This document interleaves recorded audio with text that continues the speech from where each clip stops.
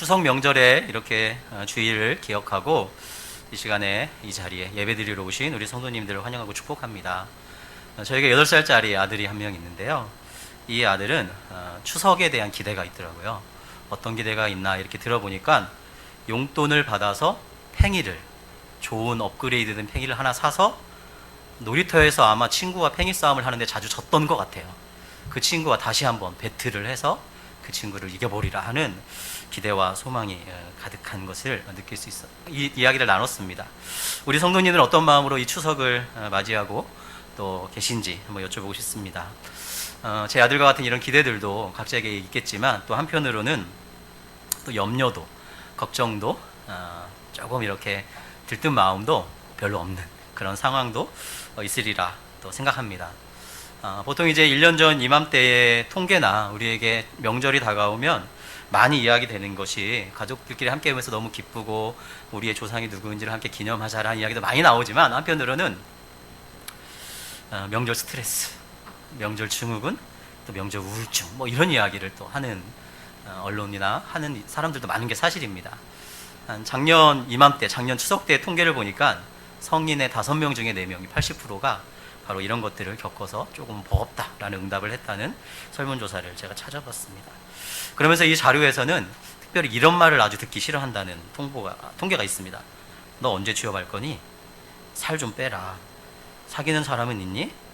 언제 결혼할 거니? 아기는 언제 낳을래? 경기가 어렵다는데 다니는 데는 좀 괜찮니? 공부는 잘하니?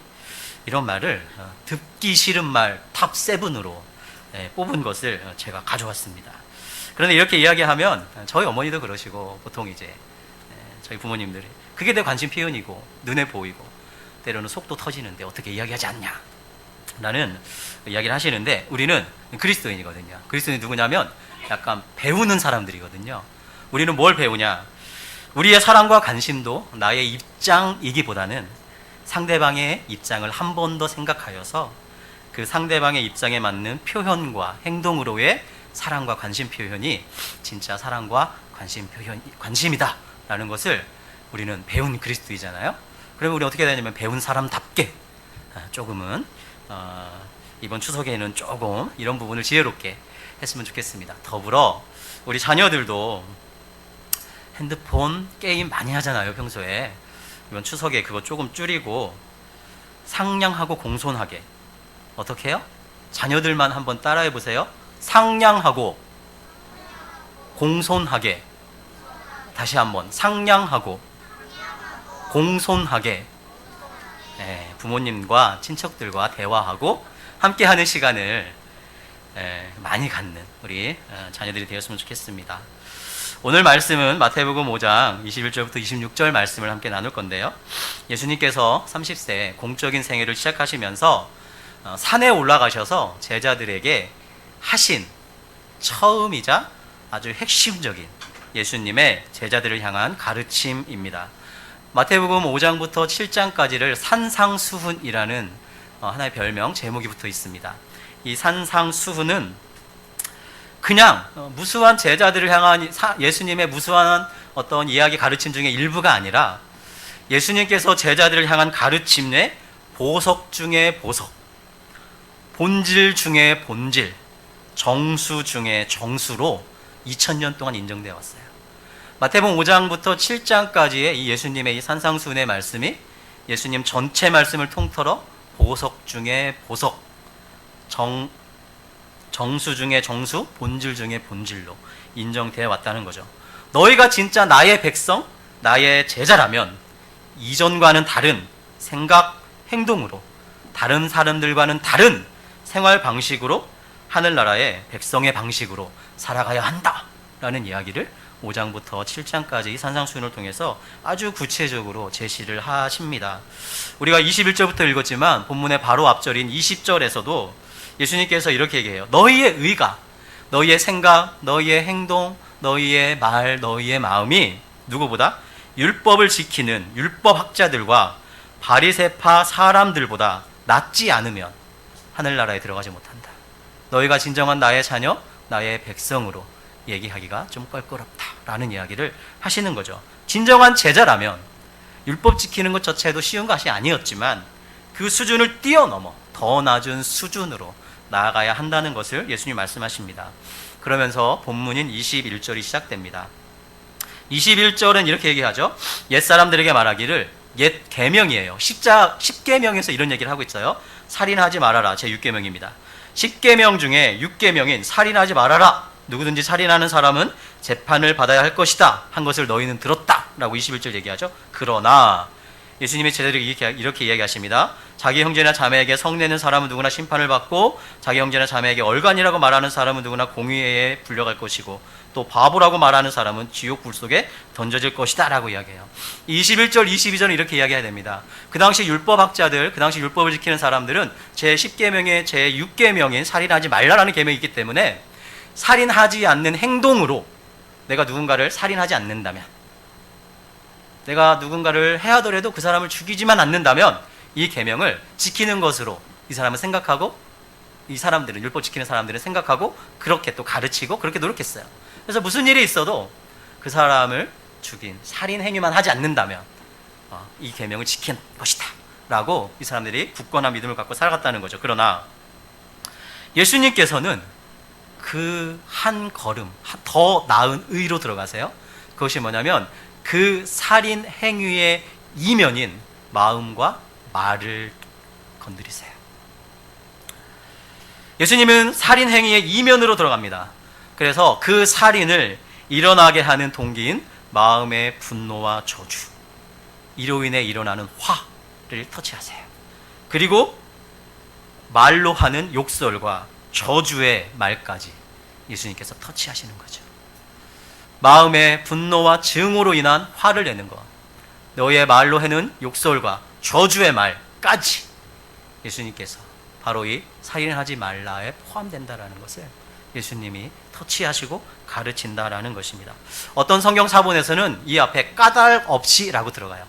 너희가 까닭 없이, 이유 없이 그냥 기분 내키는 대로 너희들의 성질에 못 이겨서 형제 자매들에게 화내고 욕하고 저주할 때 하나님의 심판이 임한다라고 기록을 하고 있습니다. 어떤 성경문에서는 이 까닭 없이가 들어가기도 하고 우리가 읽은 성경문에서는 들어가지 않잖아요. 어찌됐건 성경은 또 예수님은 이 두 가지를 다 포용해서 이 화내는 것, 분노, 말로 하는 욕설과 저주, 이것을 살인하지 말라에 포함되는 걸로 예수님께서 언급하고 계시는 것 같습니다.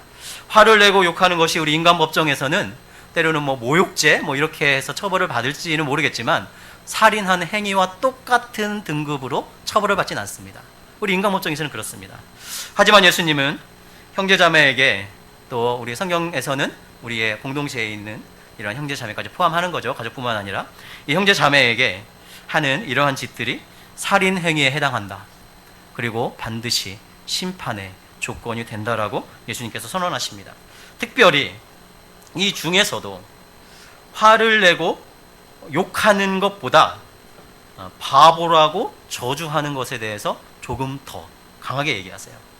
성내는 사람은 누구나 심판을 받을 것이고 얼간이라고 말하는 사람은 공회에 불려가 심판을 받을 것인데 바보라고 말하는 사람은 지옥 불 속에 던져질 것이다 라고 얘기해요.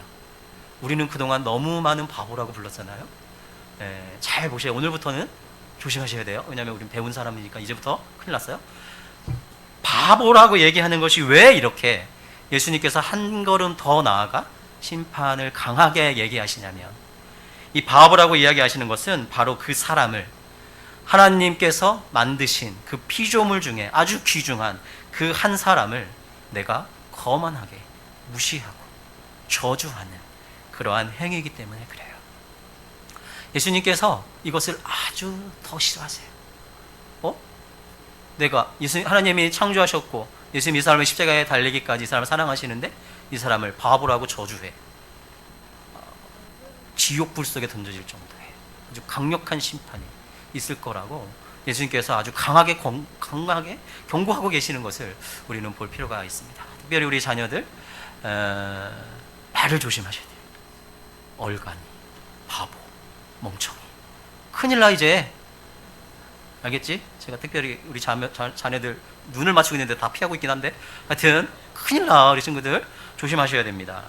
그런데 이런 이야기를 하면 교회를 많이 다니신 분들도 그렇고 또 우리 마음속에 어떤 마음이 일어나냐면 야 너무 기준이 높다. 이 도덕적인 기준이 너무 높다. 하나님 말씀은 또 실행하기에는 너무 불가능하다. 그냥 성경이니까 이렇게 써놓으셨구나. 내가 이 정도 말씀은 안다. 이렇게 치부해버리는 분들도 의외로 많습니다. 하지만 우리가 명확히 알으셔야 될 것은 예수님이 우리에게 명확히 주신 말씀이고 우리에게 가능하기 때문에 주신 말씀이라는 거예요.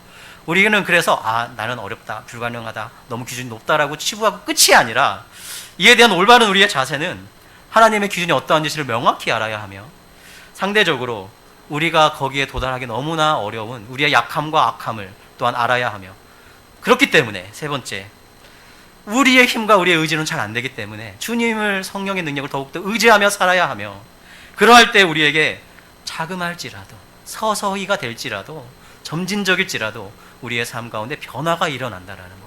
그리고 이러한 변화는 우리에게 뭘 주냐면 바로 하나님 나라의 행복과 평안. 이 삶이 무엇인지를 조금이라도 일부분이라도 경험하게 해준다라는 사실을 기억해야 합니다. 결국 우리에게 이러한 말씀을 주시고 이렇게 하라라고 주님 말씀하시는 이유는 우리를 진정한 하나님 나라의 제자로 빚어가시며 진정한 행복과 진정한 하나님 나라를 맛보게 하시며 진정한 축복의 삶으로 이끌어 드리길 원하시는 우리 주님의 뜻과 의도가 여기 있다는 사실을 기억할 필요가 있습니다. 사랑하는 우리 귀한 성도님들, 우리는 가족의 형제 자매들, 우리 공동체의 형제 자매들을 향한 내 마음속에 있는 까닭이 있는 때로는 약간 뭔가 좀 꺼림칙한 그런 내 마음속에 있는 분노, 이로 인한 화, 이거에 깊은 주의를 기울이며 이것들을 다스릴 줄 알아야 합니다. 인류의 첫 살인인 형 가인이 아우 아벨을 죽인 것 또한 마음의 분노를 다스리지 못해서라는 것입니다. 이것을 우리가 알죠. 당장은 우리 안에 이러한 마음속의 분노와 마음속에 이러한 것들을 우리가 때로는 잠깐은 숨겨둔다 할지라도 우리는 알고 있어요. 언젠가는 반드시 드러나게 된다. 시간 문제이지 언젠가는 어떤 형식으로든지 말이든지 행동으로든지 표정으로든지 뭐든지 반드시 드러난다라는 것, 그것은 악한 거라는 것을 우리는 잘 알고 있습니다. 또 우리의 혀 말에도 깊은 주의를 기울이며 다스릴 줄 알아야 합니다. 말이 사람을 살리기도 하고 말이 사람을 죽이기도 한다는 것을 우리는 잘 알고 있습니다. 이 메시지 성경이라는 다른 성경은 이 본문에서는 나와 있지 않지만 이 23절의 마지막에 한마디를 덧붙였어요. 메시지 성경이라는 성경은 뭐라고 덧붙였냐면 가장 단순한 진실은 말이 사람을 죽인다는 것이다 라는 말을 덧붙였어요. 우리는 여기에 고개를 끄덕일 수밖에 없습니다. 사랑하는 여러분, 우리는 혀 말을 주의해야 합니다. 에베소서 4장 31절 말씀을 하나님 함께 읽도록 하겠습니다. 시작. 모든 악독과 격정과 분노와 소란과 욕설은 모든 악의와 함께 내버리십시오 라고 이야기합니다. 사도 바울도 우리 그리스도인들에게 이렇게 얘기하죠. 너의 마음속에 있는 악독과 격정, 분노, 또 소란스러운 말, 또 욕설의 말, 모든 악한 의도 마음속에 있는 이것들을 내어버릴 줄 아는 사람이 바로 주님의 제자라고 이야기를 하고 있습니다.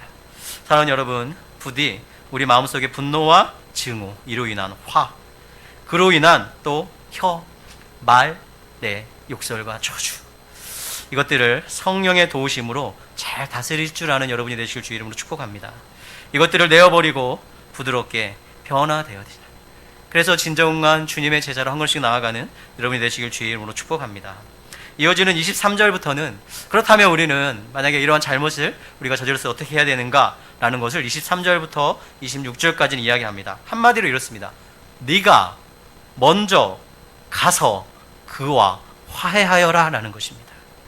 그런데 23절, 24절을 순서적으로 접근하면 약간의 좀 어려움이 닥칩니다. 23절, 24절 이렇습니다. 너가 제단에 예물을 드리러 왔다가 예배 드리러 왔다가 또 헌금을 드리러 왔다가 예물을 드리러 왔다가 갑자기 생각났어. 누군가 나 때문에 뭔가 힘든 마음을 갖고 있네. 나의 또 잘못으로 인해서 누군가 지금 어려운 상황에 있네. 혹은 뭔가 좀 꺼름칙한 뭔가가 있네 라는 마음이 들 때 스탑! 예배 스탑! 예물 스탑! 가서 스탑하고 가서 그 사람과 화해하고 그 사람에게 먼저 잘못을 용서를 구하고 화해하고 와서 다시 예배를 드려라. 하나님의 이런 예배를 기뻐하신다 라고 23절은 24절은 문자적으로 보면 이렇게 해석이 됩니다. 그래서 제가 여러분 지금 예배가 중요한 게 아니에요. 헌금 중요한 게 아니에요. 다 가져가세요. 다 일어나세요. 혹시라도 누가 우리로 인해 뭔가 힘든 마음이 있는 거 생각나거든. 우리가 가해자가 돼서 뭔가 나쁜 말을 한 것이 생각나거든. 뭔가 꺼림칙한 어떤 관계들이 있거든. 예배 하나님 안 받으세요. 기뻐하지 않으세요. 스탑하세요. 헌금 다시 가지고 가세요. 가서 화해하고 다시 오세요 라고 이야기한다면, 이렇게 이해를 한다면 당장 저조차도 주님 안녕히 계십시오. 오늘은 예배는 시간상 어려울 것 같습니다. 추석을 잘 드리고 다음 주에 다시 오겠습니다 하고 그냥 갈 것 같아요. 이게 이제 순서상의 어떠한 의도는 아니라는 것이죠. 23절 24절의 말씀은 순서가 아닙니다. 그럼 뭐냐? 정말 중요한 내용이 무엇인가요? 정말 강조할 것이 무엇인가? 예수님께서 강조하는 것이 무엇인가? 라는 것을 기억할 필요가 있다는 거죠. 우리가 하나님께 나와 예배와 예물을 드리는 것은 너무나 중요합니다. 그 자체를 거부하는 내 말씀이 아닙니다. 그런데 한 번 더 생각할 것은, 나로 인해 누군가 어려움을 겪고 있다면, 지금 드리는 나의 예배를, 뭔가 꺼림칙함이 여전히 내 안에 있다면, 관계적인 부분에서 지금 드리는 나의 예배를 하나님이 기쁘시게 받을 수 없다는 거고, 나도 기쁘게 아무 일 없다는 듯이 하나님 앞에 기쁘게 예배를 드릴 수 없다는 것을 오늘 이 말씀이 강조하고 있다는 거죠. 즉 하나님이 진정으로 예배하시는 예배, 진정으로 원하시는 예배는 눈에 보이는 화려한 예배 의식, 재물, 좋은 옷, 이것이 아니라 회개하고 화해하고 돌아와 찝찝함이 아닌 기쁨으로 드리는 예배, 이것을 주님이 원하신다는 것입니다. 기억할 필요가 있습니다. 우리의 본성은 내 잘못을 인정 안 하고 싶어 합니다. 상대의 잘못을 더 크게 부각하고 싶어 합니다. 자존심이 상해서 먼저 손을 내밀어 화해를 요청하고 싶어 하지 않는 것이 우리의 본성입니다. 하지만 주님은 우리에게 조금 더 나은 의로운, 조금 더 나은 의, 조금 더 나은 생각, 조금 더 나은 마음, 조금 더 나은 행동을 하기를 원하시는 우리 주님은, 너가 주님의 제자라면, 하나님 나라의 백성으로 정말 살기를 원한다면 기꺼이 나의 본성과 자존심을 넘어서서 잘못을 바로잡으려는 적극적인 태도를 가져야 한다고 우리에게 권면하십니다.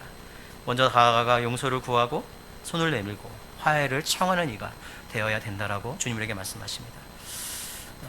존 스토트라는 하는 신학자는 진짜 회개는, 진짜 화해는 하나님 앞에서뿐만 아니라 잘못한 상대방을 찾아가 용서를 구하고 그 대가를 치르는 것이다 라고 이야기했습니다. 하나님 앞에 나와 주님 잘못했습니다, 회개했습니다, 끝이 아니라 하나님 앞에서뿐만 아니라 내가 잘못한 그 상대방을 찾아가 용서를 구하고 그에 대한 합당한 대가를 치르는 것이다. 이것이 진정한 회개고 진정한 화해다라고 이야기한 것을 기억하는 우리가 되었으면 좋겠습니다. 주님은 오늘의 이 말씀을 통해서도 우리가 이것을 무시하거나 게을리하면 하나님이 기뻐하지 않으실 뿐만 아니라 심판에서도 자유롭지 못하다고 말씀하신다는 것을 우리는 기억해야 됩니다. 나아가 우리는 바로 이 화해에 대한 성경의 가르침을 조금 더 이해할 필요가 있습니다. 고린도후서 5장 18절 말씀 함께 읽도록 하겠습니다. 시작. 이 모든 것은 하나님에게서 났습니다. 하나님께서는 그리스도를 내세우셔서 우리를 자기와 화해하게 하시고 또 우리에게 화해의 직분을 맡겨주셨습니다 라고 이야기합니다. 두 가지입니다. 먼저 이 화해는 예수님께서 십자가에서 이루신 화해, 우리를 하나님과 다시 연결하고 화해하는 그 화해에서 시작하며 우리에게로 이어진다라는 것입니다. 죄로 인해 분노와 갈등, 욕과 저주로 하나님과 우리 인간 사이가 갈라지고 나누어졌습니다. 하지만 예수님께서 온 인류의 화목제물로, 화해제물로 오셔서 십자가에 달려 돌아가심으로 하나님과 인간과의 화해를 이루셨습니다. 인간과 인간 간의 화해를 이루는 토대를 만들어 놓으셨습니다. 우리는 이러한 화해를 이루신 예수님의 희생과 사랑, 은혜를 다시 한번 기억해야 합니다. 이것을 제대로 알아야 하며 이것을 누릴 줄 알아야 하며 이것이 우리 안에 생명력 있게 작동하도록 깊이 간직해야 합니다. 그리고 감사함을 잊지 아니하는 제자가 되어야 한다라는 것입니다. 그리고 하나님은 우리를 바로 이러한 예수님의 화해의 복음, 은혜의 전달자, 화해 직분으로 부르고 세우셨다라는 것이 화해에 대한 두 번째 성경적인 가르침입니다. 우리에게 화해의 직분을 맡겨주셨다라고 성경이 이야기를 하고 있는 것이죠.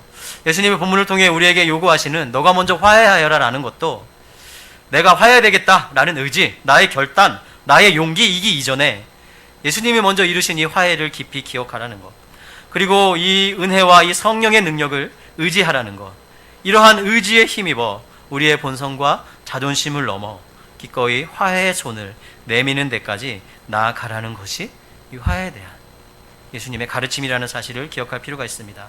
지난주 우리에게 있었던 가장 큰 이슈 중에 하나는, 물론 여러분 각자에게 다양한 일이 있었지만 우리 나라적으로는 문재인 대통령의 3일간의 북한 방문이었던 것 같습니다. 저는 이런 말도 참 감명 깊었어요. 우리는 5,000년을 같이 살았지만 70년을 헤어져 살았습니다.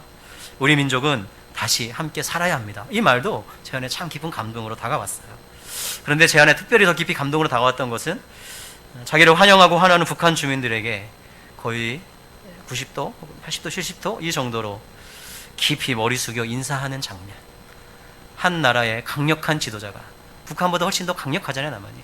그 지도자가 북한 주민들에게 허리를 깊이 숙여 정말 환대에 감사하는 그 겸손한 그 인사, 그 모습이 저는 개인적으로 정말 너무 인상 깊었습니다. 이런 모습을 보면서 전우용이라는 한 학자가 이렇게 설명했습니다. 한 나라의 대통령의 바로 이러한 모습이 북한 주민들의 의식을 바꾸는 데에는 전단 100억 장보다 더 큰 효과가 있을 것입니다. 사람들을 서로 연결하는 것은 돈이 아니라 겸손한 태도와 따뜻한 마음입니다. 라는 이야기를 했어요. 저는 이 말을 보고 고개가 너무너무 끄덕여졌어요. 깊이 동의가 되고 깊이 공감이 됐습니다. 사람과 사람을 잇는 것은 돈, 권력, 파워가 아니라 겸손한 태도와 따뜻한 마음입니다. 이 말이 저에게 깊이 공감이 됐어요. 사랑하는 귀한 성도님들, 우리도 이왕 하나님의 화해 직분을 맡은 자로 살 바에야 이렇게 겸손하고 따뜻한 마음을 가진 화해자가 되었으면 좋겠습니다. 먼저는 예수님과 우리의 가족, 형제, 자매들, 이웃들이 화해하도록 복음의 은혜의 통로가 되어지고, 더불어 우리의 가족, 형제, 자매, 이웃들, 인간들 사이에서의 그 서로서로가 화해할 수 있도록 기꺼이 옆에서 돕고 나누는 화해의 도구, 평화의 통로, 화해의 직분자로 서는 우리가 되었으면 좋겠습니다. 이런 화해의 통로로 써주실 주님의 은혜와 능력이 우리와 함께 할 것입니다. 주님께서 이런 우리를 통해서 온 가족들이 조금 더 평안하고 조금 더 행복한 그러한 추석을 지내게 해 주실 것입니다. 주님의 이러한 은혜가 우리와 함께 하시기를 주님의 이름으로 축복합니다. 함께 기도하겠습니다.